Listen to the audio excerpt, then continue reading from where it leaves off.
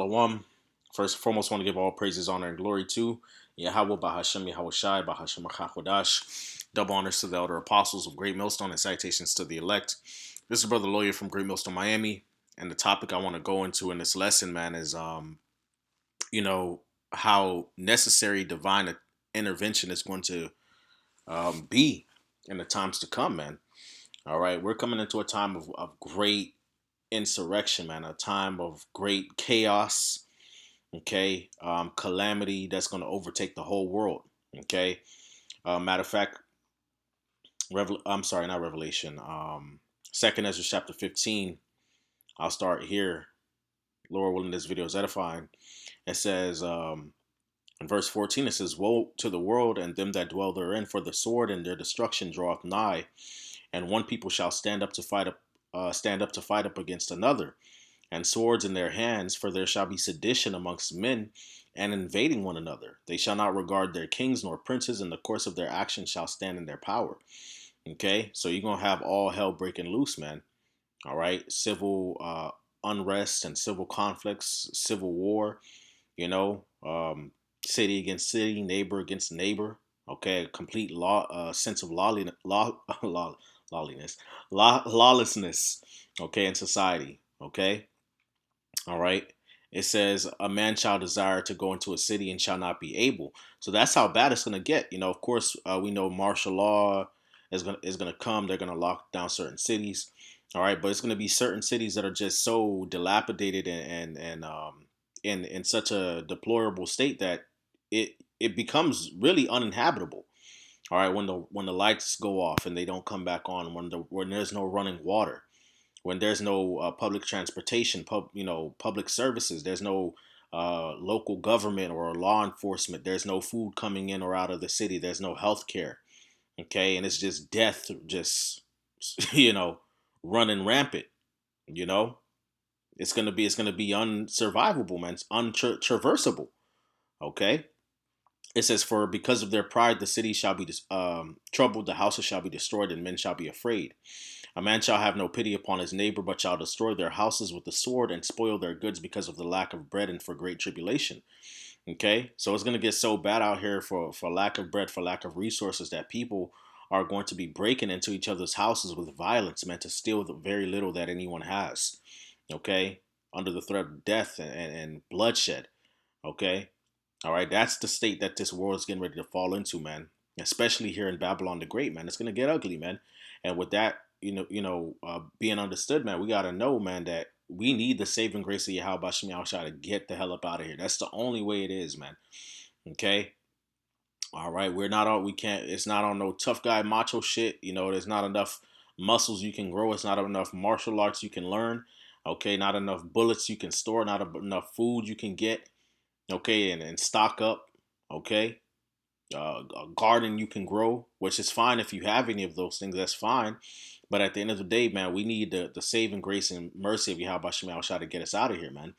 All right. Hey, going back to Second Ezra chapter 15, I'm gonna read further in the chapter. It says in verse 10, it says, "Behold, my people is led as a flock to the slaughter. I will not suffer them now to dwell in the land of Egypt." Why are the people of the Lord led as a flock to the slaughter? Okay, reason being is because Jacob's trouble is at hand, man. Okay, all right. The powers that be are going to come down upon the nation of Israel with violence and slaughter. Okay, scriptures say in Ezekiel that a sword is sharpened and is also furbished to make a sore slaughter, man.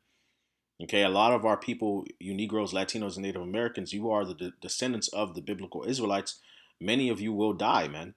Okay, but the Lord is not going to suffer the elect to get caught up in that time. Okay, all right, but nonetheless, man, all right, it's still going to have an effect on us on some way, shape, or form. You know, the scriptures talk about how some of you shall be cast into prison, that ye may be tried for 10 days. You know, we read about beheadings in the scriptures in the book of Revelation. Okay, so how are we going to be able to make it out of these times? All right, it says, "But I will bring them with a mighty hand and with a stretched out arm, and smite Egypt with plagues as before, and will destroy all the land thereof." Okay, so the Lord is going to lead the elect with a mighty hand and a stretched out arm. And part of the mighty hand and stretched out arm of the Lord is the Lord performing miracles, sending angels to be our guide in the time of trouble.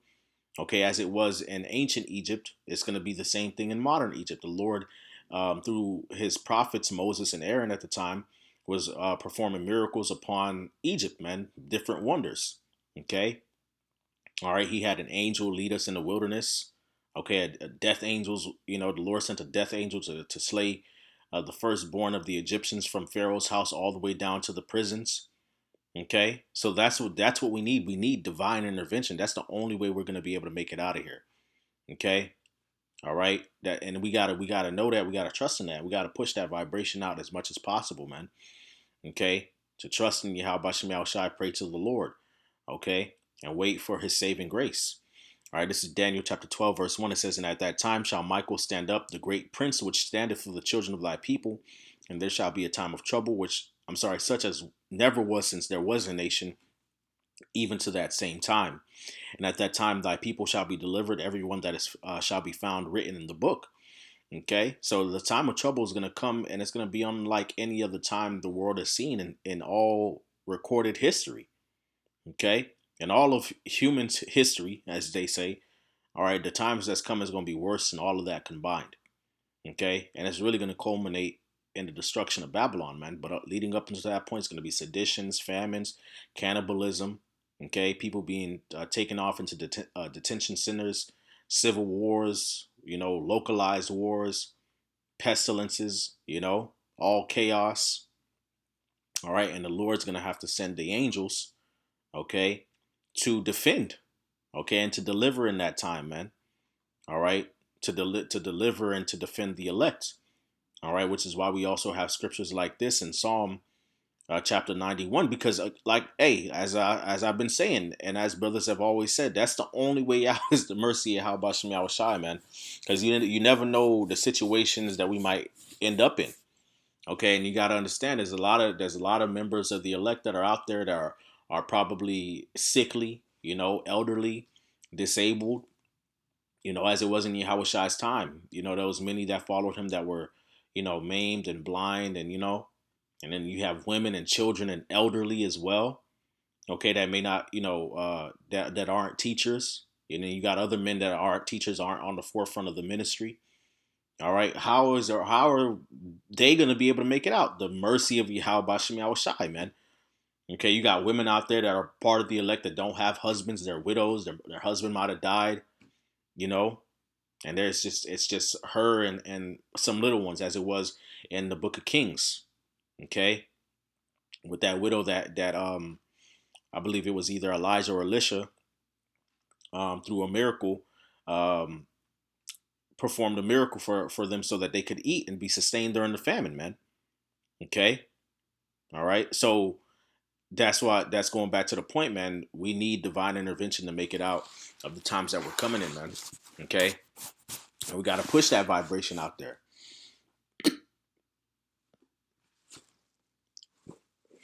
Okay, this is Psalm chapter 91, and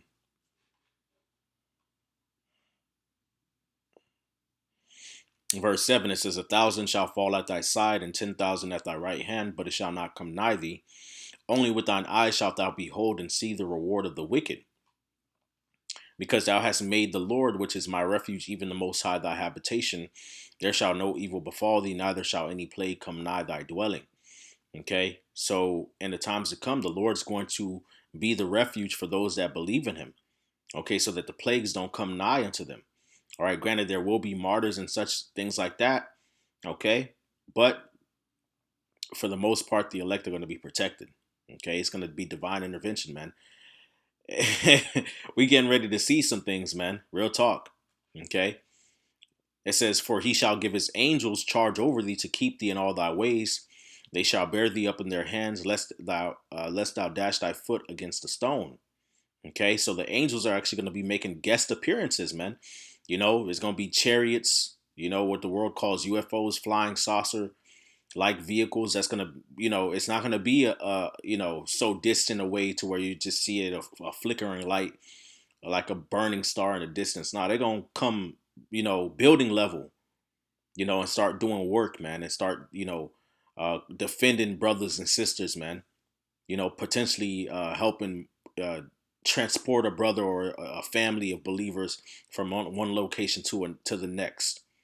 Okay, or Esau comes in like a flood, and a chariot just comes and starts zapping these demons, man, these devils, man. Things like that could happen, man.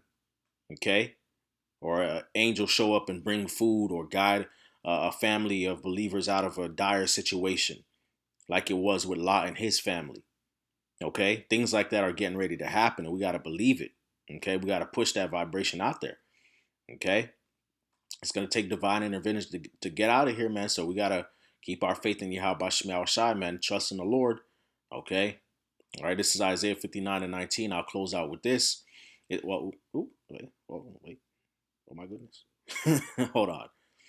All right, this is Isaiah 59:15. It says, well, Isaiah 59:14, it says, and judgment is turned away backward, and justice standeth afar off, and for truth is fallen in the street, and equity cannot enter. All right, so the times that's coming, we're getting ready to be persecuted. It's not going to be fair, man. There's going to be no judgment. Okay, it's not going to be fair.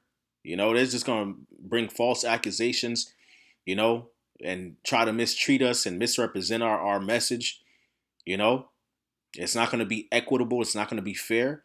It says, yea, truth faileth, and he that departeth from evil maketh himself a prey, man. All right, so this is going to come at the potential cost of our life, man, what we believe in. And the Lord saw it, and it displeased him that there was no judgment. And he saw that there was no man, and wondered that there was no intercessor. Therefore his arm brought salvation unto him, and his righteousness has sustained him. Okay. All right, so the Lord's going to personally step in, man, in the times to come, because we're going to be defenseless. We're going to have our backs against the wall in a lot of situations, man. We're going to be in some tight situations. It's going to get uncomfortable. Okay, it's going to get scary at times, uncertain. Okay, but that's when the Lord's going to step in, man. Okay, when it looks like all hope is lost, but that's when the power of the Lord is going to be made manifest. It says, for he put on righteousness as a breastplate, and an helmet of salvation upon his head. And he put on garments of vengeance for clothing, and was clad with zeal as a cloak. According to their deeds, accordingly he will repay fury to his adversaries, recompense to his enemies. To the islands he will repay recompense. Okay, so the Lord's going to get down, man, and start bringing judgments. Okay, from now all the way up until his actual return, where he's really going to start, getting busy. Okay, him and the angels. All right, it says, so shall they fear the name of the Lord from the west, and his glory from the rising of the sun. When the enemy shall come in like a flood, the Spirit of the Lord shall lift up a standard against him. Okay, so the Lord is going to lift up a standard in these times, man. When the enemy shall come in like a flood, Esau is coming down with great wrath, knowing that he has but a short time. The Lord is going to lift up a standard and make a way for us to escape. He's going to go and defend us, man. He's going to go before us and defend us, man. Okay, whether through angels, through spiritual power, giving a brother spiritual power, sending the chariots, however it is, man. Okay, but we're getting ready to see some things, man. It's gonna get wild. Okay, but we're looking forward to these times, man. Okay, we're looking forward to these times. These are not times that we're supposed to be shying away from. Nah, man, press forward, man. Press forward toward the mark. May Yahweh Shem Shai's work and will be done. So with that, I want to give all praises, honor, and glory to Yahweh Bahashem Yahweh Shai, Bahashem Rachakwadash. Double honors to the elder apostles of Great Millstone, and citations to the elect. Shalom.